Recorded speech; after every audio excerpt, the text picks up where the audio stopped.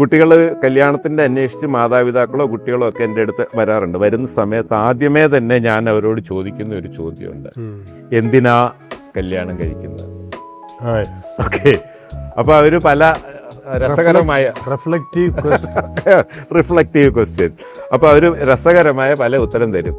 Okay, ഭക്ഷണം ഉണ്ടാക്കി തരാൻ ആരും ഇല്ലാഞ്ഞിട്ടാ, ഒറ്റയ്ക്ക് ഇരുന്ന് ബോറടിച്ചിട്ടാ, അല്ലെന്നുണ്ടെങ്കിൽ ഇത്രയും വയസ്സായില്ലേ പേരൻസ് നിർബന്ധിച്ചിട്ടാണ്, കൂട്ടുകാരുടെയൊക്കെ കല്യാണം കഴിഞ്ഞ് എനിക്കിപ്പോൾ കൂട്ടുകാരെല്ലാം പോയി, അവരെല്ലാം കപ്പിളായിട്ടാണ് നടക്കുന്നത്, ഞാൻ ഒറ്റയ്ക്കാണ് നടക്കുന്നത്.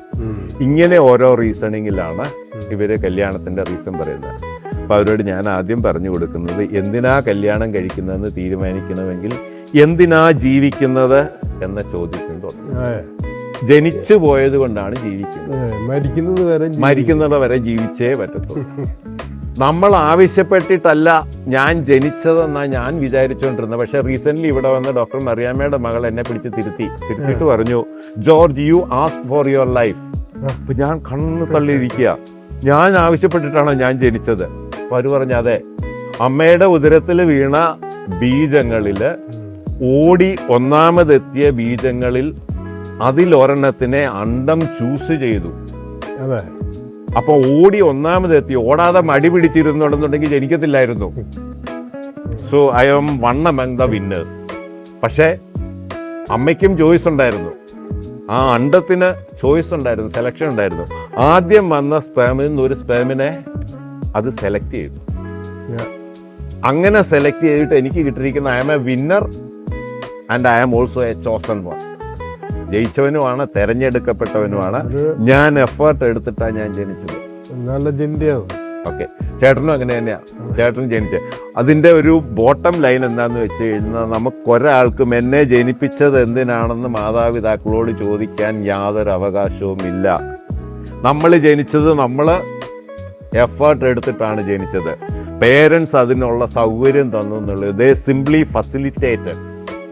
അവർ പലപ്പോഴും ഇപ്പോൾ ഈ ഓവർ ഫെസിലിറ്റേറ്റ് ചെയ്തിട്ടാണ് എല്ലാ കാര്യങ്ങളും നമുക്ക് തന്ന് നമ്മളെ ഇങ്ങനെ ഫീഡ് ചെയ്ത് പല കാര്യങ്ങളുടെയും കപ്പാസിറ്റി നമുക്ക് കിട്ടാതെ ലഭിക്കാൻ അവസരം ലഭിക്കാതെ പോയത്. അവരെൻ്റെ കുഞ്ഞിന് ഏറ്റവും നല്ല സാധനം കിട്ടണമെന്ന് കരുതിക്കൊണ്ട് ഏറ്റവും നല്ലത് തന്നതാണ്. അൺഫോർച്ചുനേറ്റ്ലി നമ്മളുടെ പല കപ്പാസിറ്റികളും ആ ഒരു പ്രോസസ്സ് വഴി നഷ്ടപ്പെട്ടു പോയി. പിന്നെ ഈ പ്രപഞ്ച സംവിധായകൻ അമ്മയുടെ ഉദരത്തിൽ ഓടാൻ എനിക്ക് കരുത്ത് തന്നതുകൊണ്ടാണ് എനിക്ക് ഓടാൻ പറ്റിയത്. അതിനുള്ള കരുത്തും അതിനുള്ള ചോയ്സും ആ എഗ്ഗിന് കൊടുത്തത് കൊണ്ടാണ് എഗ്ഗിന് ഒരാളെ ചൂസ് ചെയ്യാൻ സാധിച്ചത്.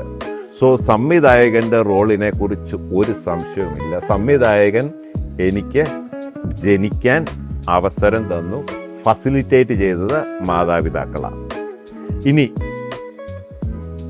എത്ര കാലം ഞാൻ ജീവിക്കും? മരിക്കുന്നിടം വരെ ജീവിക്കും. അത് നമ്മൾ സാർ നേരത്തെ പറഞ്ഞു, മരിക്കുന്നിടം വരെ ജീവിച്ചേ മതിയാകത്തുള്ളൂ.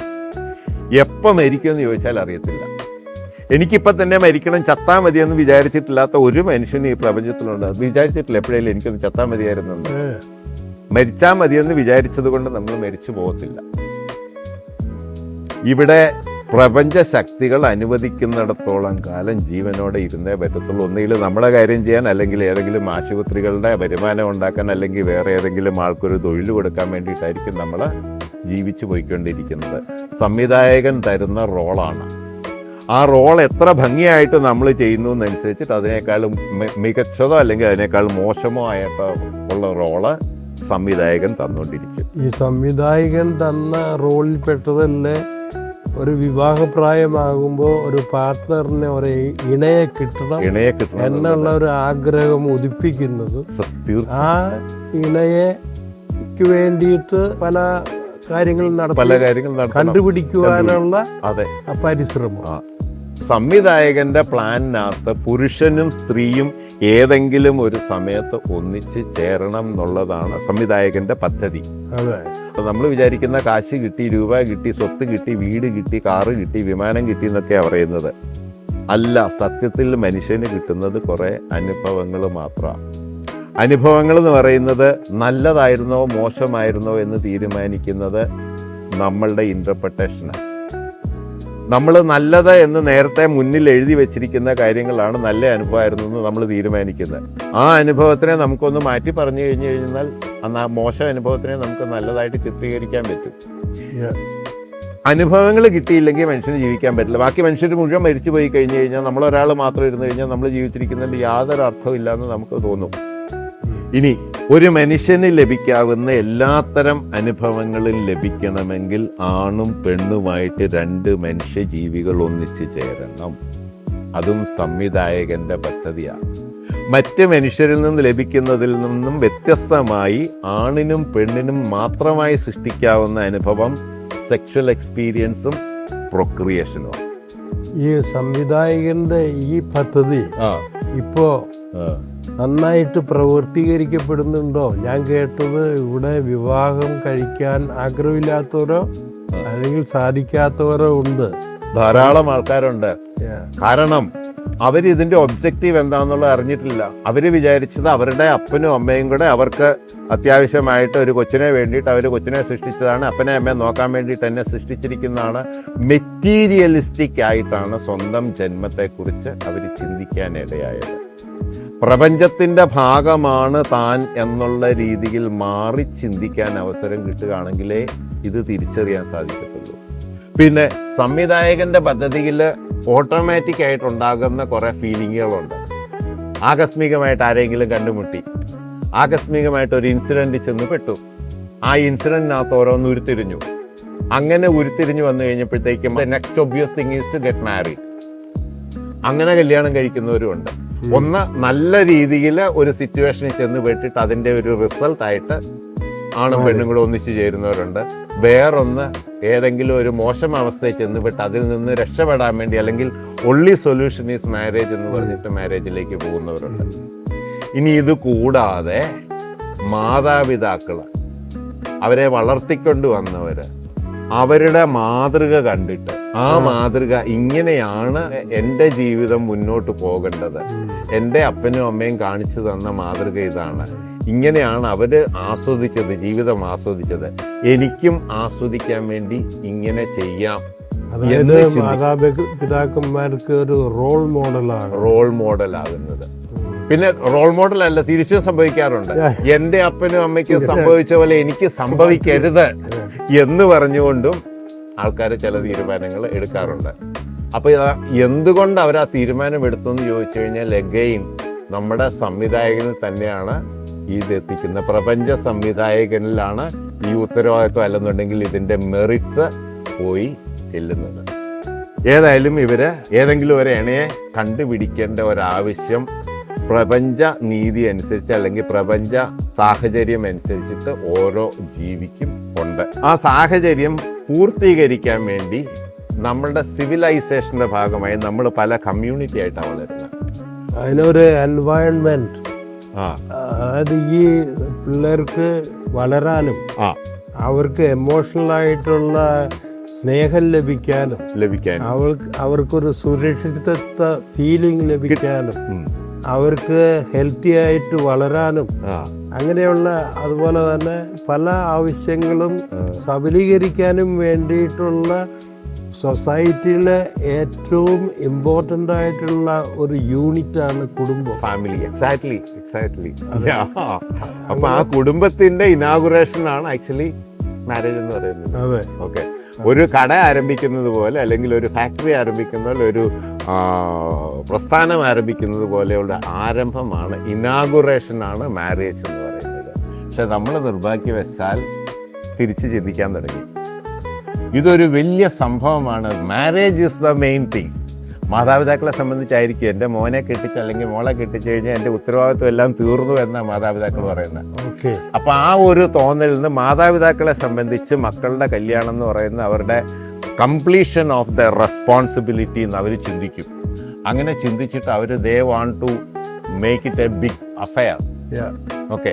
അവരതുകൊണ്ട് എന്തുമാത്രം ഇത് എസ്കലേറ്റ് ചെയ്യാവോ അത്രയും എസ്കലേറ്റ് ചെയ്തിട്ട് ഒരു ഹ്യൂജ് പ്രോസസ്സായിട്ട് ഈ മാരേജ് എന്ന് പറയുന്ന അല്ലെങ്കിൽ വെഡ്ഡിങ് എന്ന് പറയുന്ന ഒരു സംഭവത്തിനെ അവർ മാറ്റിക്കൊണ്ടുവരും. ഫലമോ താങ്കൾ നേരത്തെ പറഞ്ഞല്ലോ, ഫുഡ് ഫോർ വർക്ക് എന്നുള്ളൊരു നല്ല ആശയത്തിൻ്റെ സൈഡ് എഫക്റ്റ് ആയിട്ട് അല്ലെങ്കിൽ അതിൻ്റെ ആഫ്റ്റർ എഫക്റ്റ് ആയിട്ട് വന്നത് ഫാർമേഴ്സിൻ്റെ സാധനങ്ങൾ വിൽക്കാൻ പറ്റാതെ വന്നു എന്നുള്ളൊരു സിറ്റുവേഷൻ. എന്ന് പറഞ്ഞതുപോലെ വെഡ്ഡിങ് എന്ന് പറയുന്ന ഒരു വലിയ ഹ്യൂജ് എക്സ്പെൻസീവ് ആയിരിക്കുന്ന ഒരു ഇവൻ്റ് ആക്കി കഴിഞ്ഞപ്പോഴത്തേക്കും ഇത്രയും എക്സ്പെൻസ് ബെയർ ചെയ്യാൻ സാധിക്കാത്ത ആൾക്കാർക്ക് വെഡിങ് എന്ന് പറയുന്നത് ഒരു ബേർഡൻ ആയിട്ട് തോന്നുന്നു. ഫാമിലി എന്ന് പറയുന്നത് പിന്നെ ഇവർക്ക് കല്യാണം കഴിഞ്ഞു, അവർക്ക് കുട്ടികളുണ്ടായി, കുട്ടികളെ വളർത്തണം, കുട്ടികളെ പഠിപ്പിക്കണം, കുട്ടികളെ വലുതാക്കണം, അവരുടെ കല്യാണം നടത്തണം. So large list of activities they have to complete. അതിൻ്റെ ബിഗിനിങ് ഇനോഗ്രേഷൻ തന്നെ ഒരു വലിയൊരു എക്സ്പെൻസ് വന്ന് വലിയൊരു ബാധ്യതയും വന്നു കഴിഞ്ഞാൽ കയ്യിൽ നീക്കിയിരിപ്പില്ലാത്തവരിത് കാണുമ്പോൾ നമ്മൾ ഇതുപോലെ ചെയ്തില്ലെങ്കിൽ നമ്മൾ മോശക്കാരായി പോയില്ലേ എന്ന് ചിന്തിക്കും. വാസ്തവത്തിൽ പണം വളരെ കുറവുള്ള വ്യക്തി മറ്റുള്ള പണമുള്ള വ്യക്തി 5000 പേരെ വിളിക്കുമ്പോൾ ഈ പണം കുറവുള്ള വ്യക്തി 1000 പേരെ വിളിക്കുന്നു. ആ 1000 പേര് കൊണ്ട് ഒരു വിവാഹ പരിപാടി നടത്തി കഴിഞ്ഞാൽ അതിനെന്താ മോശം? 1000 പേരെ പോലും വിളിക്കേണ്ട ആവശ്യമില്ല. താങ്കളും ഞാനും ഒക്കെ 50 പേരെ 100 പേരെ കൊണ്ട് കല്യാണം നടത്തിയിരിക്കുന്നത് നമുക്കതുകൊണ്ട് ദോഷമൊന്നും വന്നിട്ടില്ല. ഇതില്ലാതെയുള്ള ആൾക്കാരും കല്യാണം കഴിക്കുന്നുണ്ട് ഇപ്പോഴേ. പക്ഷേ നമ്മൾ ഒരു ഫാൾസ് ഈഗോ, ഒരു മിഥ്യാധാരണയിലാണ് നമ്മൾ ജീവിക്കുന്നത്. നമ്മുടെ വിലയെന്ന് പറയുന്നത്, നമ്മുടെ മൂല്യം എന്ന് പറയുന്നത് നമ്മൾ വിളിച്ചു കൂട്ടുന്ന ആൾബലമാണെന്നാണ്. ആൾബലം എനിക്കുണ്ട് എന്ന് കാണിക്കാനാ. ചിലപ്പോൾ ആരെയെങ്കിലുമൊക്കെ ചലഞ്ച് ചെയ്യാൻ വേണ്ടായിരിക്കും, അല്ലെന്നുണ്ടെങ്കിൽ വേറെ ഏതെങ്കിലും ഒരു ഡീലിന് എന്തെങ്കിലുമൊക്കെ ബിസിനസ്സിലോ വല്ലതും ഒക്കെ നിൽക്കുന്ന ആൾക്കാരാണെന്നുണ്ടെങ്കിൽ അവരുടെ ബിസിനസ്സിൻ്റെ പ്രൊമോഷന് വേണ്ടിയിട്ട് കുറച്ച് പേരെ വിളിച്ചു കൂട്ടി ഞങ്ങളുടെ ഇതൊക്കെ ഒന്ന് കാണിക്കാൻ വേണ്ടിയിട്ടുള്ള ഒരു അവസരമായിട്ട് അവർ കാണാറുണ്ട്. അത് കണ്ടുകൊണ്ട് ഇതിനൊന്നും സാധ്യതയില്ലാത്തവർ അല്ലെങ്കിൽ ഇതിന് താങ്ങാനാകാത്തവർ അതുപോലെ ചെയ്യാൻ പോകുമ്പോൾ അവർക്കിത് ബേർഡനാവും. പിന്നെ കൂട്ടുകാരൻ്റെയോ കൂട്ടുകാരിയുടെയോ കല്യാണത്തിന് കണ്ട പോലത്തെ സംഗതികൾ എൻ്റെ കല്യാണത്തിനും കാണിക്കണം. ഇല്ലെങ്കിൽ കൂട്ടുകാരനേക്കാളും ഞാൻ മോശമായി പോകും. എനിക്ക് ഇഷ്ടം തോന്നിയ ഒരു ചെറുക്കനുണ്ടായിരുന്നു, അല്ലെങ്കിൽ എനിക്ക് ഇഷ്ടം തോന്നിയ ഒരു പെണ്ണുണ്ടായിരുന്നു. അവൾക്ക് എന്നോട് ഇഷ്ടം തോന്നിയില്ല, അല്ലെങ്കിൽ അവൻ എന്നോട് ഇഷ്ടം തോന്നിയില്ല. അവൻ എന്നിട്ട് വേറെ കല്യാണം കഴിച്ചു. ഞാൻ കേട്ടപ്പോൾ ഇതിനേക്കാളും കൂടിയ ഒരു കല്യാണം ഞാൻ നടത്തി കാണിക്കടാ എന്ന് പറഞ്ഞുകൊണ്ട് വാശി പിടിക്കും. ഇന്ന് എല്ലാ സ്ഥലത്തുനിന്നും സാമ്പത്തിക ഫൈനാൻഷ്യൽ ഇൻസ്റ്റിറ്റ്യൂഷൻസ് എല്ലാം കടം കൊടുക്കാൻ വേണ്ടിയിട്ട് ഓടി നടക്കുക. എന്ത് സാധനം ചെയ്യണമെന്ന് ആഗ്രഹിച്ചാലും കടം കിട്ടും. കടം കിട്ടുന്നിടം വരെ കുഴപ്പമില്ല. തിരിച്ചടയ്ക്കാൻ തുടങ്ങുമ്പോഴാണ് പണി വരുന്നത്. തിരിച്ചടയ്ക്കാൻ വാശിക്ക് വേണ്ടി കടമെടുത്ത് തിരിച്ചടയ്ക്കാൻ പറ്റാത്ത കടങ്ങൾ എടുത്തു കഴിയുമ്പോൾ കടക്കെണിയിൽ പെടും. പിന്നെ കടക്കെണിയെക്കുറിച്ച് ആർക്കും പേടിക്കണം. നമ്മുടെ ലിവറും ഹാർട്ടും കിഡ്നിയും ഇതൊക്കെ വിൽക്കാൻ പറ്റിയ സാധനങ്ങളാണ്. അവരതിലാണ് നോക്കുന്നത്. നമ്മുടെ വേറെ ആസ്തി ഇല്ലാതെ പോലും ലോൺ തരുന്ന ആൾക്കാരുണ്ടെങ്കിൽ അവര് അതിലാണ് നോക്കുന്നത്. അതുകൊണ്ട് നമ്മുടെ ചെലവിനെ കുറിച്ച്, ചെലവ് ചുരുക്കുന്നതിനെ യാതൊരു ആക്ഷേപവും വിചാരിക്കേണ്ട. അതിനു വേണ്ടിയിട്ട് പ്രത്യേകം ഒന്ന് ശ്രദ്ധിക്കാം. ആശയവിനിമയം. എന്തെങ്കിലും ഒരു കാര്യം വന്നാൽ അത് അർത്ഥം മാറിപ്പോകാത്തതുപോലെ മറ്റേ ആളിനോട് അത് പറഞ്ഞു കൊടുക്കാൻ പറ്റണം. അതായത് മിസ്അണ്ടർസ്റ്റാൻഡിങ് ഒഴിവാക്കണം. വാക്കിൽ മാത്രമല്ല, സ്വരത്തിലും അർത്ഥമുണ്ട്, പ്രകടിപ്പിക്കുന്ന രീതിയിലുണ്ട്. ഉണ്ടോ എന്ന് ചോദിച്ചെന്നാൽ ഉണ്ടേ എന്ന് പറഞ്ഞു കഴിഞ്ഞാൽ അയാൾക്ക് തൃപ്തി ആയില്ല എന്നുള്ളതാണ് അവിടെ കിട്ടുന്നത്. അപ്പം ആ സ്വരത്തിൽ പോലും ഉണ്ടു എന്ന് പറയുമ്പോഴത്തേക്ക് ആ ഉണ്ടു എന്ന് പറയുമ്പോഴേ എനിക്ക് ആ ഊണ് തൃപ്തിയായി എന്നുള്ളതും കൂടെ അതിനകത്ത് നിന്ന് മീൻ ചെയ്യുന്നുണ്ട്. പറയാതെ പോകുന്ന സന്ദേശങ്ങൾ നമ്മുടെ കമ്മ്യൂണിക്കേഷനിലുണ്ട്. നമ്മൾ ജെനുവിൻ ആയിട്ടുള്ള കമ്മ്യൂണിക്കേഷൻ നടത്താൻ പല ആളുകൾക്കും അറിയില്ല.